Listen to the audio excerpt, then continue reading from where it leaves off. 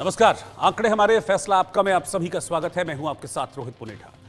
Gaza के आसमान में एक बार फिर से इस्राएल की मिसाइलें गरज रही हैं। गाजा की जमीन पर एक बार फिर इस्राएल के टैंक दहाड़ रहे हैं। इस्राएल और हमास के बीच सीजफायर डील 3 फेज में पूरी होनी थी। सीजफायर का पहला फेज 1 मार्च को खत्म हो चुका है, लेकिन सीजफायर का दूसरा फेज शुरू होने से पहले इस्राएल ने गाजा पर जोरदार हमला कर दिया। क्या है इस हमले की वजह? क्यों टूटा इजराइल और हमास का सीजफायर? और अब बाकी बंधक जो रह गए हैं उनका क्या होगा?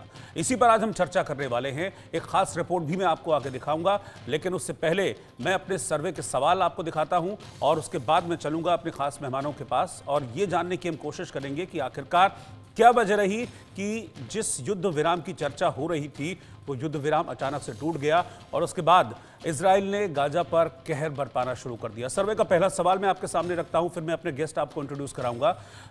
मेरा सर्वे का पहला सवाल था कि इजराइल ने गाजा पर फिर से हमले क्यों शुरू कर दिए, इसका क्या रीजन है? 51% लोगों ने कहा कि बंधकों की रिहाई से हमास का इनकार इसके पीछे एक बड़ी वजह रही।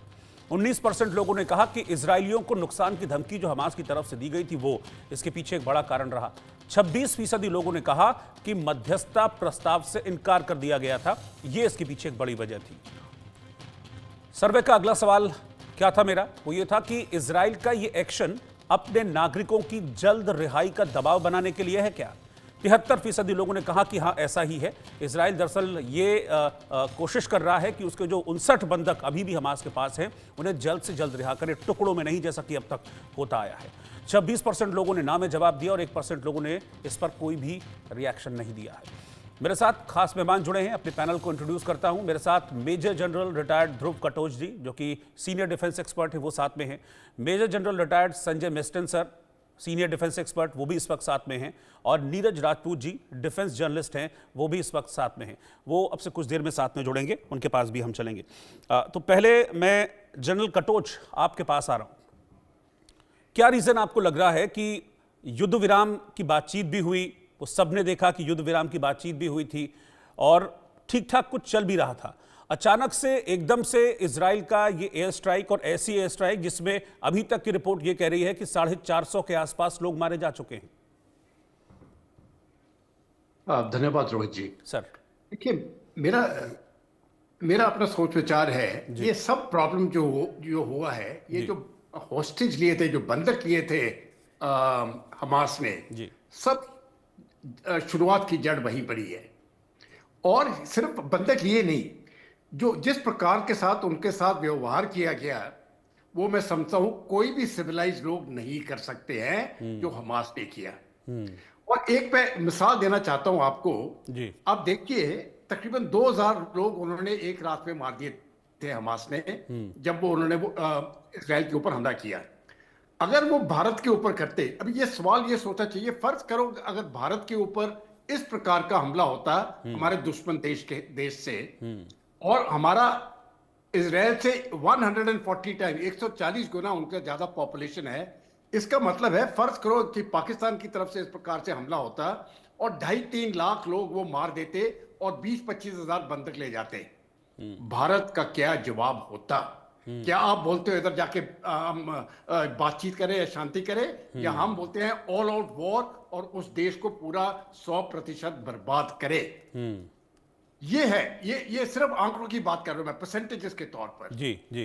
जो हमास ने किया वो बिल्कुल गलत था और मैं समझता हूं जितनी भी सजा उनको मिले वो कम है। ये तो मेरा ओपनिंग स्टेटमेंट है जी। अभी मैं मानता हूं कि हो सकता था कि सीज फायर हो जाए, लेकिन हमास की जो नीयत है इसके ऊपर कोई कुछ नहीं कह सकता है। वो बोलते हैं हाँ हम कुछ करेंगे, लेकिन करते कुछ और है।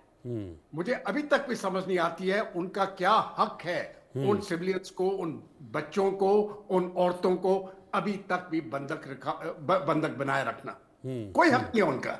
उनको तो बगैर पूछे पाछे उनको वापस करना चाहिए।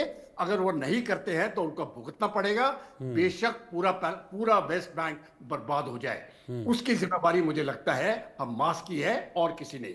उनका कोई हक नहीं है। जो भी उन्होंने किया है वो हरकत मैं बिल्कुल उसको बर्दाश्त नहीं कर सकता हूं, और जो इजराइल ने किया मैं समझता हूं बिल्कुल सही है। इस देश को अगर सबक सिखाना है तो यही एक तरीका है इनको सबक सिखाने का। रोहित, ठीक है, मैं जनरल संजय मेस्टन के पास में चल रहा हूं। जनरल मेस्टन, बीच में हमने देखा था कि इजराइल की तरफ से कई बार चेताया भी गया था कि भाई आप टुकड़ों टुकड़ों में नहीं, एक साथ जो हमारे बंधक हैं उसको रिहा करो। क्या ये भी एक रीजन है इजराइल का कि एकदम से युद्ध विराम उसने खत्म किया और ये अटैक किया? आपका एनालिसिस क्या कहता है सर?